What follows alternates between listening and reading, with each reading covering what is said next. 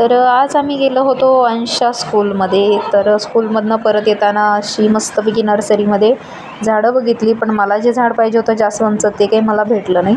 मग चुपचाप घरी गेलो आणि नंतर मग मी आजारी पडली. त्यानंतर मग दुसऱ्या दिवशी म्हणजे 18 तारखेला मी संध्याकाळी माझ्या मोबाईलची स्क्रीन निघाली होती, तर ते बसवण्यासाठी ना मोबाईल शॉपमध्ये गेले. आता याच मोबाईल शॉपमधनं मी सगळे मोबाईल माझे घेतले आहेत. म्हणजे आता 5-6 वर्ष झालं घरातले सगळ्यांचे मोबाईल इथूनच घेतलेत.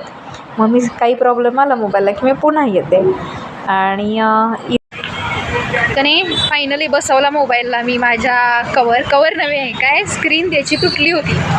1 महिना झाला मी बसवतच नव्हती. 100 रुपयासाठी पण मागं पुढं बघत होती. पण फायनली आज बसवून घेतलं का. तर झालं असं की एका बाजूनं निघाली होती तिथं मी रबर लावला होता, दुसऱ्या बाजूने पण निघाली. म्हटलं राहू दे, स्क्रीन बंद होऊन जास्त खर्च यायच्या आधी गरज जाऊन आपण बसवूया स्क्रीनला. आणि बसवलं बाबा. आणि तिथं बाकी मोबाईल घ्यावे फार वाटत होतं. माझ्या मोबाईलची क्वालिटी चांगली नाही आहे, कॅमेरा क्वालिटी, व्हिडिओ क्वालिटी. बाकी मोबाईल घ्यावं वाटत होतं, कसले महाग आहेत बाबा. चला घरी जाऊन बोलू. मी एवढी पण चिंगट नाही बरं का. खाण्यापिण्याच्या वस्तूंमध्ये मुलांच्या किंवा घरच्यांच्या मी अजिबात चिंगटपणा करत नाही. पण मला त्या मोबाईलचं वगैरे असं वाटतं की मोबाईल मुलाकडून पडला फुटला की झालं गेलं वाया पैसे. आपण एवढं कष्टाने कमवतो, मग वाया का घालवायचं बरं. तर डीमार्टला जाणं शक्य झालेलं नाही आहे मला काही कारणांमुळं. तर मग म्हटलं चला अंशूला स्नॅक्ससाठी डब्याला बिस्किट वगैरे द्यावं लागतं, तर मग घेऊया थोडंफार इथं येता म्हणून ते घ्यायला गेले. आता बऱ्यापैकी लोक विचारतील तू हाच शर्ट सारखा का घालते की बाई. तर माझ्यासाठी हा कलर आणि हा शर्ट खूप लकी आहे. आणि मला कुठं मीटिंगला जायचं झालं की मग मी हा शर्ट घालते. आताही मी मीटिंगला पण जाऊन आले. मी एकाच कामात म्हणजे एकाच वेळेला 2-3 कामं उरकतील ह्याच पद्धतीने जात असते, घरातनं बाहेर पडते. कारण मला घरातून बाहेर पडायला मिळतच नाही, अंशमुळं, ऑफिसमुळं आणि बाकी गोष्टींमुळं. आज आम्ही अंशला घेऊन नव्हतो गेलो. आज अंशूला ठेवून गेलं होतं आमच्या शेजारी. हो ना पिल्लू, बघ ना इकडं, बोल ना माझ्याकडे. म्हणून मग खाऊ आणला, थोडासाच आणला ना मम्मीने खाऊ. नाही, मम्मीने सगळं खाऊ आणले. अंशला जास्त असं खाऊ खाण्यात वगैरे इंटरेस्ट नाही आहे. मी गेले होते खरं तर मोबाईलची स्क्रीन निघली होती ते बसवायला, तर मग काही एवढंसंच आणलं. डीमार्टला जाणारच आहे असे पुढच्या आठवड्यात.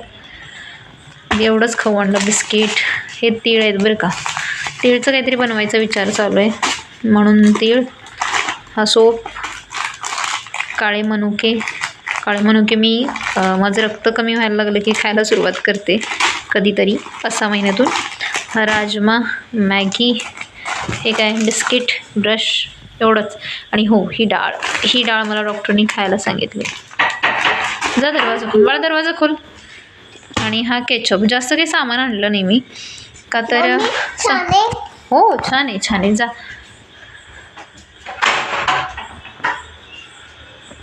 तर बाहेरून आता आलो. आता अंश खूप भुकेला आहे, तर मग मॅगी बनवते.